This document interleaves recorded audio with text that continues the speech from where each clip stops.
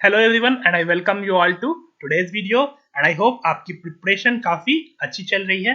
आज के वीडियो में हम ग्रुप 15 डिस्कस करेंगे, but before that I would like to inform you कि हम ग्रुप 15 आज पूरा डिस्कस नहीं करेंगे। तो आज मैं पहले आपको ग्रुप 15 का एक जनरल ओवरव्यू दूंगा and in next video we will discuss nitrogen, a very important element of group 15, and then in another video we will cover phosphorus, which is again a very important element of group 15, and by this we will finish the whole group 15 in 3 small videos. Okay, so group 15 को हम ना pnictogens भी बोलते हैं। ये एक additional information है जो आपको पता होना चाहिए कि group 15 elements are also known as nicogen elements. Okay, so let's start with group 15 element that is also called nitrogen family. ठीक है, तो यहाँ पर हमारे पास जो एलिमेंट अवेलेबल होते हैं वो होते हैं नाना पाटेकर, ऐश्वर्या, सब बीमार, nitrogen, phosphorus, arsenic, antimony and bismuth. Nana Patekar, Aishwarya, AS, SB, antimony का सिंबल होता है सब, बीमार, बीआई, बिस्मथ। ठीक है, and as we go down the group there is change from non metallic to metallic character through metalloids. तो स्टार्टिंग के जो दो एलिमेंट्स हैं हमारे नाइट्रोजन और फॉस्फोरस, वो आपके नॉन मेटल्स होते हैं। ठीक है, and the arsenic and antimony, बीच वाले दो element they are metalloids, and bismuth the last element is a typical metal. तो ये एक आपको फिजिकल प्रॉपर्टी पता होना चाहिए। जो इनका जो मोस्ट कॉमन ऑक्सीडेशन स्टेट है वो -3, +3 एंड +5 है। और जैसे जैसे आप नीचे जाते हो, ठीक है, जैसे जैसे आप नीचे जाते हो tendency to show -3 oxidation state decrease करता है, क्योंकि आप मेटल जा रहे हो ना, because of increasing metallic character. ठीक है, नेगेटिव ऑक्सीडेशन स्टेट शो करने की टेंडेंसी ऑब्वियसली कम हो जाएगी। Metals generally positive oxidation state show करते हैं। एंड उसी तरह से नीचे जाने पर एक और फेनोमेना होता है, दैट इज की stability of +5 oxidation state decreases. And you know this right, because of what? This is a question sometimes it is asked, क्यों ऐसा होता है? तो आपको पता होना चाहिए कि it is because of inert pair effect. Inert pair effect के कारण क्या होता है, बिस्मथ का जो बिस्मथ होता है ना, लास्ट एलिमेंट, उसका +3 oxidation state is more stable than bismuth +5। But जो आपका एंटीमनी होता है, एंटीमनी के केस में SB +5 is more stable than एसबी+3। ठीक है, तो ये आपको ध्यान रखना चाहिए। और बिस्मथ का सिर्फ और सिर्फ एक ही कंपाउंड है जो +5 ऑक्सीडेशन स्टेट में नोन है, वेल नोन है, दैट इज बिस्मथ फ्लोराइड। और यहाँ पर ये कारण इसका होता है फ्लोरीन की एक्सट्रीमली हाई इलेक्ट्रोनेगेटिविटी। तो फ्लोरीन आपको पता होगा, आपने पढ़ा होगा ये point, because of its high electronegative nature it can stabilises element in higher oxidation state. ठीक है, इसीलिए fluorine can stabilise bismuth even in +5 oxidation state, but again in general bismuth +3 is more stable than bismuth +5. So this is you have to keep in mind. So now we will talk about the table, जो कि सबसे important होता है NCERT का। ये table काफी important है। तो आपको पता है जो जनरल ट्रेंड्स है वही है, यहाँ पे भी radius down the group decrease करता है, इंक्रीज करता है। जैसे जैसे आप नीचे जाते हो रेडियस आपका इंक्रीज कर रहा है। आयनाइजेशन एनर्जी जैसे जैसे आप नीचे जा रहे हो डिक्रीज करता है, इसमें कोई एक्सेप्शन नहीं है। और ये एक इंपॉर्टेंट बात है कि जो IE1 है वो IE2 से कम होगा, और जो IE2 है वो IE3 से कम होगा। ये बहुत ही कॉन्सेप्चुअल पॉइंट है कि successive ionisation energy are always increasing. ठीक है, जैसे आपको लगता होगा ना कि जो फर्स्ट आयनाइजेशन एनर्जी है उसमें इनका कॉन्फ़िगरेशन क्या होता है, P3 होता है। तो P3 से इलेक्ट्रॉन निकालना, नेक्स्ट वाले में P2 से इलेक्ट्रॉन निकालना। तो आप कोई भी बच्चे कई बार ये लॉजिक सोचते हैं, एग्जाम में भी कंफ्यूज करने के लिए आपको दिया रहता है कि हाफ फील्ड से आप इलेक्ट्रॉन निकाल रहे हो और यहाँ पे P2 से निकाल रहे हो, तो कौन ज्यादा इजी होगा? P3 से ही इजी होगा बच्चे, क्योंकि जब आप P2 से निकालोगे ना तो ये ऑलरेडी एक कैटायन बन चुका है, इफेक्टिव न्यूक्लियर चार्ज इंक्रीज हो चुका होता है। और ये सिंपल सा फंडा है उसी के बेसिस पे कि successive ionisation energies are always greater than their previous one. So IN+1 is always more than IN, where N is an integer. अब देखो यहाँ पर एनसीईआरटी का एक पॉइंट है कि नाइट्रोजन को छोड़कर सभी एलिमेंट एलोट्रोपी शो करते हैं इस ग्रुप में। जैसे फॉस्फोरस है, रेड फॉस्फोरस, व्हाइट फॉस्फोरस, उसी तरह से बिस्मथ भी। पर कुछ फॉरेन राइटर्स की बुक है उसमें ये बुक बिस्मथ दिया हुआ रहता है कि बिस्मथ एलोट्रोपी शो नहीं करता, पर एनसीईआरटी में आपका नाइट्रोजन दिया हुआ है, तो आपको एनसीईआरटी के हिसाब से ही जाना चाहिए एग्जाम में। ठीक है, तो इस चीज का आप ध्यान रखेंगे। Now next point is anomalous property of nitrogen. Nitrogen का जो थोड़ा प्रॉपर्टी है वो अपने ग्रुप के रेस्ट मेंबर से थोड़ा सा डिफरेंट है। ऐसा क्यों है? तो ऐसा है इसलिए क्योंकि इसकी साइज काफी स्मॉल है, इलेक्ट्रोनेगेटिविटी काफी ज्यादा है, आयनाइजेशन एनर्जी काफी ज्यादा है, एंड सबसे इंपॉर्टेंट बात, non availability of D orbital. Nitrogen के पास डी ऑर्बिटल नहीं है, ठीक है।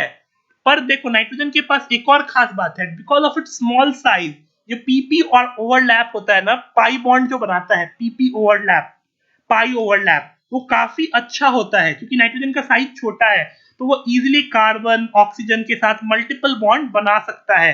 पर देखो फॉस्फोरस का जब डबल बॉन्ड होगा, पी डबल बॉन्ड हो, वो उतना इफेक्टिव नहीं होगा। या फिर अगर आप नीचे जाओगे, जैसे जैसे आप नीचे जाते हो, मल्टीपल बॉन्ड फॉर्म करने की एबिलिटी कम हो जाती है, ठीक है। तो ये मैंने आपको बताया। और इस क्यों होता है? तो because because of their large size and orbital size का मिसमैच होता है, तो इफेक्टिव ओवरलैपिंग नहीं हो पाती।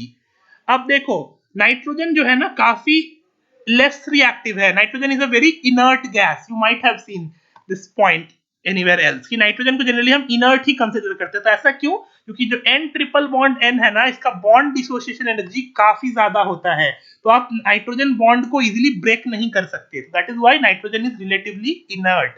पर however you should know this point also कि N single bond is weaker than PP single bond. And if I ask you why, can you answer this question why? तो ऐसा इसलिए क्योंकि नाइट्रोजन का साइज स्मॉल होता है, तो जो नाइट्रोजन के इलेक्ट्रॉन्स है, लोन पेयर रिपल्शन काफी ज्यादा होगा। तो because of high inter electronic repulsion, NN single bond is weaker than PP single bond. This is a very good point and it can be asked in exam. Okay. Now next point हम देखते हैं, nitrogen की covalency सिर्फ 4 ही हो सकती है क्योंकि इसके पास देखो डी ऑर्बिटल नहीं है। तो ये कितने कोवैलेंट बॉन्ड बना सकता है? मैक्सिमम 4, एक s ऑर्बिटल से और 3 p ऑर्बिटल से।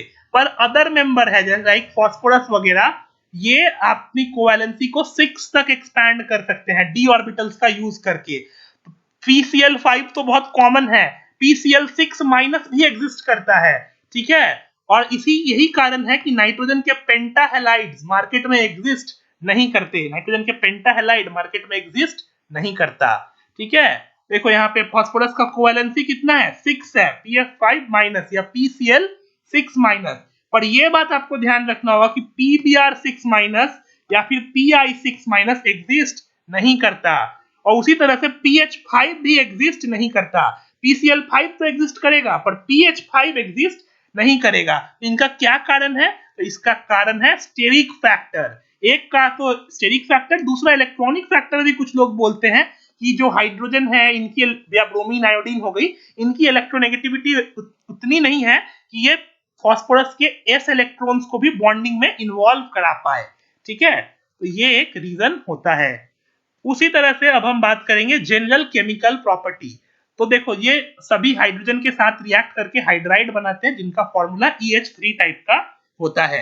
अब हाइड्राइड्स की प्रॉपर्टी यहाँ पे देखना, ये इंपॉर्टेंट है, हाइड्राइड्स की जो अलग अलग प्रॉपर्टी है। तो यहाँ पर एक ध्यान देने वाली पॉइंट ये है कि नाइट्रोजन के हाइड्राइड का मेल्टिंग पॉइंट सबसे ज्यादा है, पर इन जनरल आप जानते हैं कि melting point is proportional to molecular mass. पर ऐसा क्यों?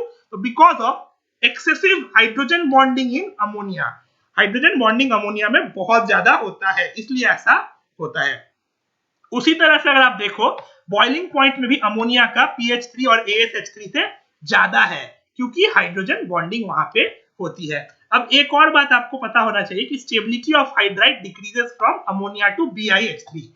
तो ऐसा क्यों? तो this is because why this is because of this bond dissociation energy. आप देख सकते हो BH बॉन्ड की तो डेटा ही नहीं दिया हुआ है हमें, बिस्मथ हाइड्रोजन बॉन्ड की, पर जैसे जैसे हम नीचे जा रहे हैं EH बॉन्ड की एनर्जी कम होती जा रही है, तो बॉन्ड मेरा वीक होता जा रहा है। और क्योंकि बॉन्ड वीक होता जाएगा तो वो हाइड्रोजन इजीली रिलीज करेगा, ठीक है, और इसीलिए इनका रिड्यूसिंग कैरेक्टर नीचे जाने पर इंक्रीज करता है। तो BiH3 is a very good reducing agent. तो इसका रीजन यही था, बॉन्ड डिसोसिएशन एनर्जी ही इसका रीजन था, ठीक है।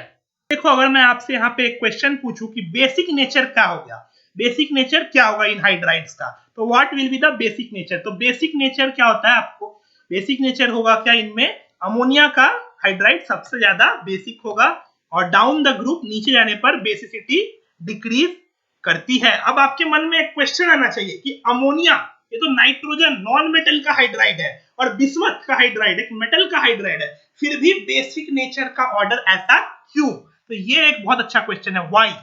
तो this is because of Drago's rule. आपने जब केमिकल बॉन्डिंग पढ़ा होगा, अगर आपको याद दिलाओ, याद नहीं, और एस ऑर्बिटल में होते हैं, ठीक है, AsH3 का लोन पेयर या SbH3 का लोन पेयर या BiH3 का, these electrons are in pure s orbital. इन कंपाउंड्स में हाइब्रिडाइजेशन नहीं होता है। और ऐसा क्यों? तो ये आप यहाँ पे देख सकते हो, देखो, according to the rules of finding hybridisation, अगर आप इसका PH3 या आर्सेनिक हाइड्राइड या एंटीमनी हाइड्राइड का हाइब्रिडाइजेशन निकालो तो क्या आएगा बच्चे?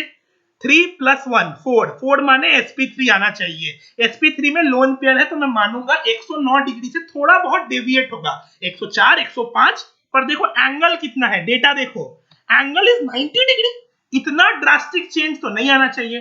तो इस एंगल के हिसाब से जब हाइब्रिडाइजेशन निकाला गया तो पाया गया कि इन कंपाउंड में हाइब्रिडाइजेशन है ही नहीं, और इसी को बोलते हैं ड्रैगोज रूल।